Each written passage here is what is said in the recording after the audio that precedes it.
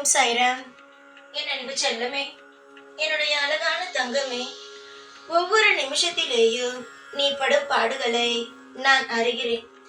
நீ நினைக்கிறாய் சாய் எதையுமே அறிவதில்லை, சாய் எல்லா விஷயத்திலேயும் நம்மை சோதிக்கிறார் என்று. நான் எதையும் அறியாமல் அல்ல. உன்னுடைய வாழ்க்கையில் நீ பிறந்ததிலிருந்து நீ என்னென்ன நிமிஷம் என்னென்ன விஷயங்களை செய்கிற அனைத்தும் எனக்கு தெரியும். நீ தூங்கும் பொழுது கூட உன்னை நான் தனியாக விடுவது கிடையாது. நீ தூங்கும் பொழுது கூட உன்னுடைய வாழ்க்கையில் நான் உன் பக்கத்திலேயே தான் இருக்கிறேன். நீ நினைக்கலாம் சாய் நம்மோடு இல்லை, நம்மை ஏமாற்றுகிறார் என்று. நீ எது வேண்டுமானாலும் என்னை சொல், ஆனால் ஏமாற்றுகிறார் என்ற ஒரு வார்த்தை பயங்கரமான வார்த்தை. அதை மட்டும் என்னிடம் சொல்லாதே. ஏனென்றால் எனக்கு யாரையும் ஏமாற்றி பழக்கம் அல்ல. ஒரு வாக்குகள் கொடுத்தேன், ஆனால் அது எப்படியாவது நிறைவேற்றி வைக்க வேண்டும் என்ற எண்ணம் தான். இந்த வாக்கை நீங்கள் கேட்கிறீர்கள், நீங்களும் ஒரு தவறை செய்கிறீர்கள். என்ன தெரியுமா? வாக்குகளில் சொல்லும் சில விஷயங்கள் உங்களுடைய வாழ்க்கையை நடக்கும் பொழுது அதை எடுத்து வந்து அன்னைக்கு எனக்கு நீங்கள் சொன்னீர்களே சாய், எனக்கு நீங்கள் அதை செய்து விட்டீர்கள் என்று ஒரு நாளாவது என்னுடைய படத்தை பார்த்து நீ சொல்லியிருக்கிறாயா? ஒரு நன்றி இல்லை. எதனால் சொல்லவில்லை? அப்பா நமக்காக செய்திருக்கிறார், என்ன நன்றி என்பதற்காகவா? இல்லை. சந்தோஷம் வந்தவுடன் மறந்து விடுகிறாயா? சரி விடு.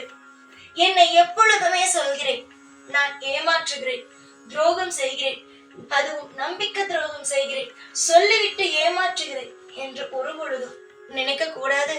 என்னை அந்த வார்த்தையை சொல்லி நீ என்னை கூப்பிடவும் கூடாது. சாய் நம்பிக்கை துரோகம் செய்பவர் என்று நீ சொன்னால் எனக்கு அப்பொழுதுதான் கோபம் வரும். எனக்கு ஏமாற்றி பழக்கம் அல்ல. ஒருவருக்கு வாக்கு கொடுத்து அவரை ஏமாற்றும் அவசியமும் அல்ல. ஒரு நபருக்கு நான் உதவி செய்ய வேண்டும் என்றால் கட்டாயமாக நான் உதவி செய்வேன். இக்காரணம் கொண்டு அந்த நபரை ஏமாற்றி கவலைக்கு உள்ளாக்கவே மாட்டேன். என்னுடைய பிள்ளைகளுக்கு ஒவ்வொரு நிமிஷமும் அற்புதமான நிமிஷங்களாகவே தான் அமையும். எதிர்பார்த்த காரியத்தில், எதிர்பார்த்த விஷயத்தில் எல்லாமே ஒவ்வொரு மாற்றங்களும் அடுத்தடுத்து நடக்க ஆரம்பிக்கும். என்னென்னவோ சோதனைகள் வந்தது. எல்லா விஷயத்தையும் தனி ஆளாக நின்று போராடினார். என்னிடம் சொல்வார், எந்த தெய்வமும் எனக்கு உதவி செய்யவே இல்லை, நானாகவே போராடினேன் என்று. இந்த உலகத்தில் எந்த தெய்வமும் உதவி செய்யாமல் இங்கு யாராலும் இருக்க முடியாது. நீங்கள் வேண்டுமானால் உங்களுடைய திறமையால் தான் முன்னேறினேன் என்று சொல்லலாம். ஆனால் இங்கு தெய்வம் இல்லாமல் ஒரு அணு அசையாது. புரிகிறதா? இங்கு நான் உனக்காக ஒவ்வொரு திட்டங்களையும் போட்டு வைத்திருக்கிறேன். அதுபடிதான் மட்டுமே தான் உன்னுடைய வாழ்க்கையோ அமைகிறதே தவிர நீ ஒரு திட்டம் போட்டு அதனால்தான் வாழ்க்கை அமைகிறது என்று நினைத்தால் அது தவறானது. இங்கு யாரும் நினைப்பது நடப்பது கிடையாது.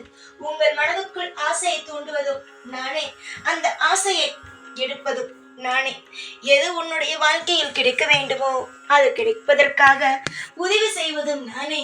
உன்னுடைய மனதில் அனைத்திற்கும் மூலாதாரமாக இருப்பது நானே. என்னுடைய பிள்ளைகளுக்கு எது நல்லது, எது கெட்டது, எந்த விஷயம் செய்யலாம், எந்த விஷயம் செய்யக்கூடாது என்பது எனக்கு தெரியும். அதனால் எதையும் போட்டு நீங்கள் குழப்பிக் கொள்ளாதீர்கள். சாய் நமக்காக எதுவும் செய்யவில்லை, சாய் நமக்காக துரோகம் மட்டுமே செய்கிறார் என்று நீங்களாக என்னை எதையும் போட்டு திட்டாதீர்கள். நான் எப்பொழுதுமே துரோகம் செய்பவனோ மற்றவர்களுக்கு காயத்தை உண்டாக்குவோனோ அல்ல. என்னுடைய பிள்ளைகளுக்கு ஒவ்வொரு கட்டத்திலேயும் மனதில் ஆறுதலையும் மனதில் நல்ல நல்ல விஷயங்களையும் கொடுப்பவன் தான் இந்த சாய்.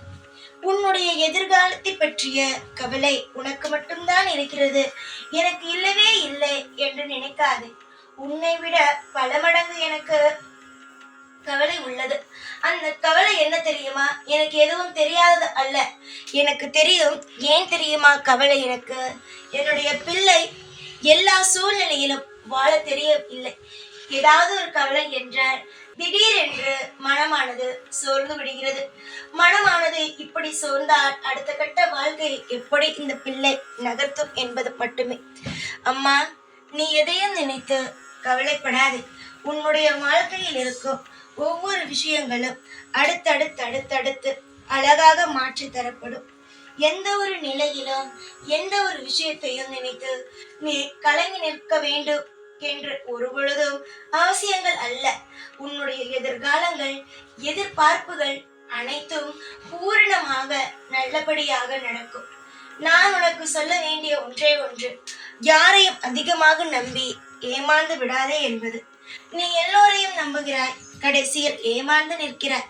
என்னிடம் வந்து சொல்வாய், உன்னை நம்பினேன், நீயும் தான் என்னை ஏமாற்றி விட்டாய் என்று நான் உன்னை ஏமாற்றினேன். அதற்கு பதில் சொல் பார்க்கலாம். நான் எப்பொழுதும் உன்னை ஏமாற்றியது அல்ல. நான் உன்னிடம் கேட்பது பொறுமைகள் மட்டுமே. பொறுமையோடு இருந்தால் எல்லாவற்றையும் சிறப்பாக உன்னால் ஆள முடியுமே. நீதானே பொறுமையாக இருப்பது இல்லை. மனதில் எப்பொழுதும் பயத்தோடு தெய்வத்தை வணங்காதீர்கள். எப்பொழுதும் தெய்வம் செய்யுமா என்ற ஒரு கேள்விக்குறியோடு தெய்வத்தை வணங்காதீர்கள். அப்படி வணங்கினீர்கள் ஆனால் அந்த எந்த விஷயத்திற்காக நீங்கள் தெய்வத்தை வணங்குகிறீர்களோ அது நடக்காது. ஏதாவது உங்களுடைய வாழ்க்கையில் தலை போகும் பிரச்சனைகள் வந்தால் கூட அந்த நிமிஷத்தில் கூட என்னுடைய அப்பன் என்னை காப்பாற்றுவார் என்று நம்புங்கள். அதுவே உங்களுடைய வாழ்க்கையில் மிக மிக சிறந்த ஒன்றாகவே இருக்கும். புரிகிறதா நான் என்ன சொல்கிறேன் என்று? நான் இப்பொழுது ஏன் இவ்வளவு தூரம் உன்னிடம் நின்று பேசுகிறேன் என்றால், நீ உன்னுடைய வாழ்க்கையில் இருக்கும் சில விஷயத்தால் தெய்வத்தையே நம்ப மறுக்கிற. இந்த உலகத்தில் நீ நம்ப வேண்டிய ஒரே ஒரு நபர் தெய்வம் மட்டுமே. அப்புறம் உன்னை, அப்புறம் நீ செய்யும் தொழிலை. இது மட்டும்தான் நீ உனக்கு செய்து கொள்ள வேண்டிய விஷயம். உன்னுடைய கடமையை செய். உன்னுடைய வாழ்க்கையில் இதெல்லாம் உன்னுடைய கடமையோ அனைத்தையும் செய். அந்த கடமைகள் ஒவ்வொன்றும் உன்னுடைய வாழ்க்கையில் நடக்கும்.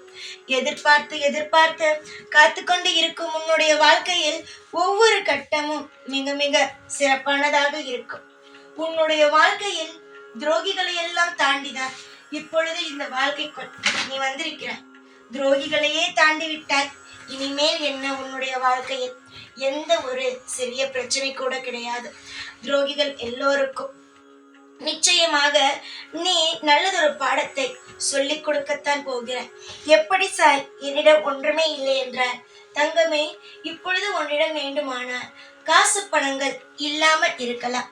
ஆனால் இந்த நிலையோ உனக்கு தொடரப்போவது கிடையாது.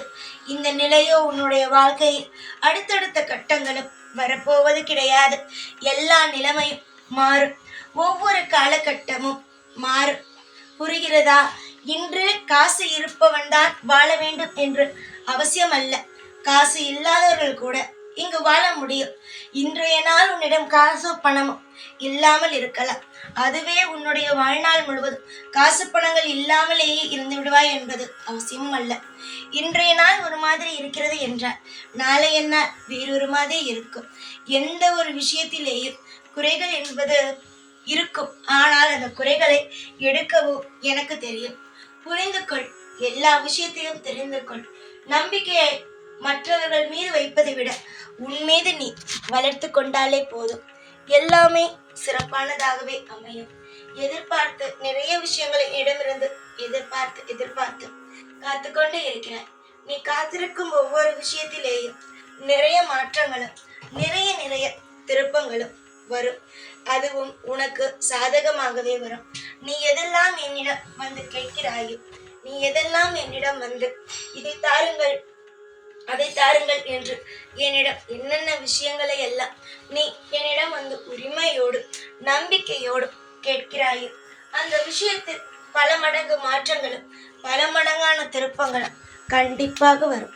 எந்த ஒரு காரணம் கொண்டும் எந்த ஒரு விஷயத்தை கொண்டும் நீ கலங்க வேண்டும் என்ற அவசியம் அல்ல.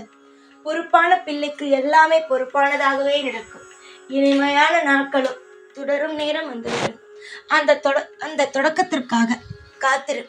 அந்த ஈசனானவர் உன்னை நிச்சயமாக கைவிட மாட்டார். ஈசனானவர் உன்னை என்னாலும் துணை இருப்பார். இந்த சாய்க்கு உன்னை காப்பதை விட வேறு எந்த ஒரு வேலையும் அல்ல. எல்லாமே நன்மைக்கு மட்டுமே. எந்த ஒரு நிமிஷத்திலேயும் வாழ்க்கையோ மாறும். அந்த வாழ்க்கை மாறும் என்ற ஒரு நம்பிக்கையோடு கொஞ்ச நாள் மட்டும் காத்திரு. எல்லாம் உனக்கு பிடித்தது மாதிரி சகல ஐஸ்வர்யங்களும் சர்வ சங்கடங்களும் நீங்கி ஐஸ்வர்யங்கள் பெருக நான் உங்களுக்கு உறுதுணையாக இருப்பேன். எப்பொழுதும் உங்கள் கூடவே இருந்து உங்களை வாழ வைப்பேன். இந்த சாய்நான். ஓம் சாய்ராம்.